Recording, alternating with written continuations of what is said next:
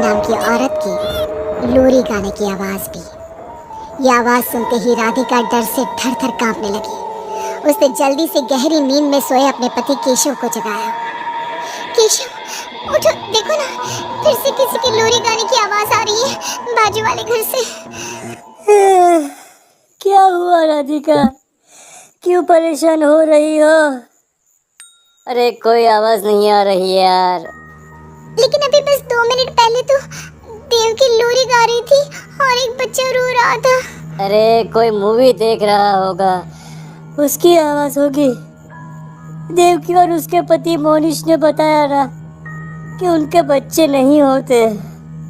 उस घर में कोई बच्चा नहीं है। अब ना तुम भी सो जाओ और मुझे भी सोने दो। लेकिन अभी बस 2 मिनट पहले तो देव की लोरी गा रही थी और एक बच्चा रो रहा था। राधिका हैरान थी कि आवाज सिर्फ उससे ही सुनाई क्यों देती थी। लेकिन जब उसके पति केशव ने उसकी बात नहीं सुनी तो वो सोने की कोशिश करने लगी। लेकिन राधिका के कानों में किसी छोटी बच्ची के हंसने की आवाज गूंजने लगी। राधिका बुरी तरह से डर गई थी।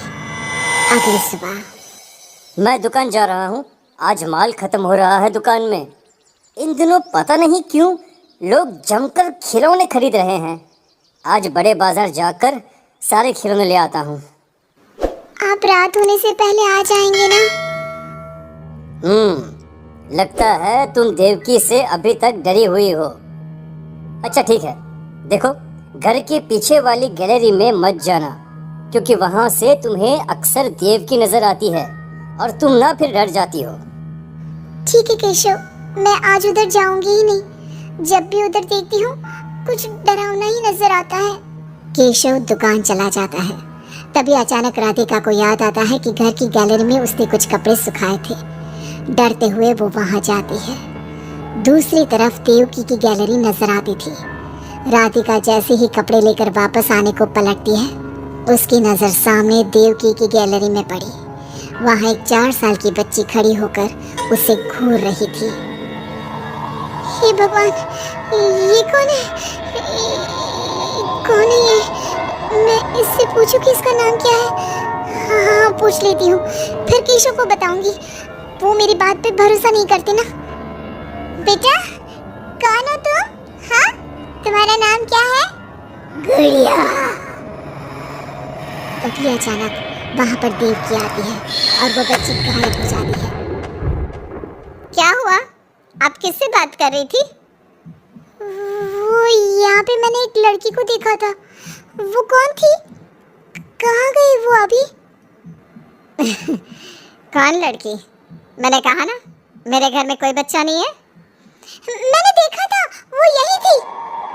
वो आपके पीछे कौन है? राधिका को फील होता है कि किसी ने उसे धीरे से पुकारा, आंटी। राधिका पलट कर देखती है तो वहाँ वो छोटी बच्ची खड़ी थी। राधिका चीख कर बेहोश हो जाती है। जब उसकी आंख खुलती है तो केशव उसके पास खड़ा था। क्या हुआ राधिका? राधिका, होश में आओ। वो तो भला हो देवकी जी का, जिन्होंने तुम्हें बेहोश पड़ा देखकर मुझे कॉल कर दिया और मैं घर आ गया। तुम उस गैलरी में गई ही क्यों? केशव, वो लड़की यहाँ आ गई थी और वो देवकी, वो ठीक औरत नहीं है। तुम पागल हो गई हो राधिका। आज देवकी जी ने ही मुझे तुम्हारे बारे में बताया। क्या सोचती रहती हो? अरे कोई नहीं है उस घर में।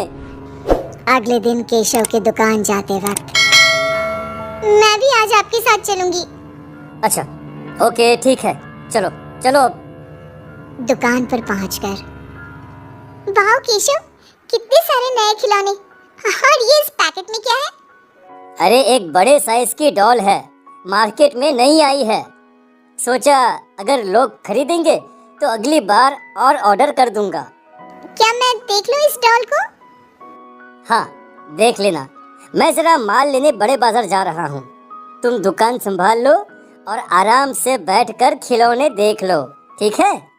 केशव दुकान से चला जाता है। तभी कुछ देर बाद देवकी दुकान पर आती है। कैसी हो तुम?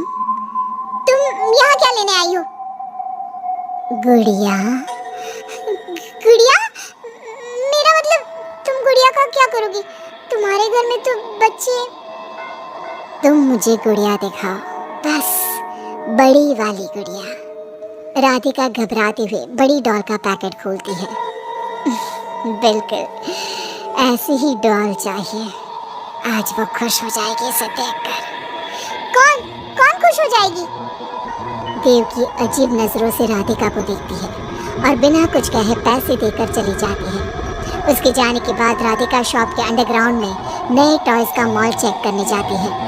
वहाँ बच्चों का एक झूला था। राधिका ने देखा कि वो झूला हिल रहा था, जैसे अभी अभी कोई वहाँ से उतरा हो। राधिका को किसी छोटे बच्चे की आवाज आती है। कौन है वहाँ? वही छोटी लड़की जो देविका के घर दिखी थी, राधिका के सामने आ जाती है। आंटी, मुझे गुड़िया चाहिए, वो बड़ी वाली। मेरे पास कोई गुड़िया उड़िया नहीं है।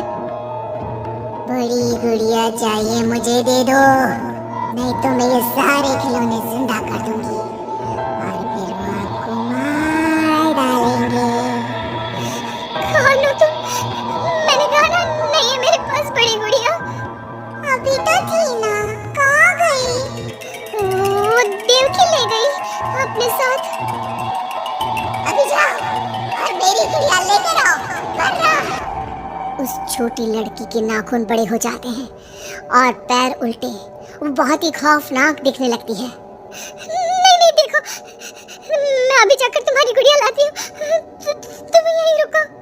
नहीं, मैं तुम्हारे साथ चलूंगी, कहीं तुम भाग गई तो।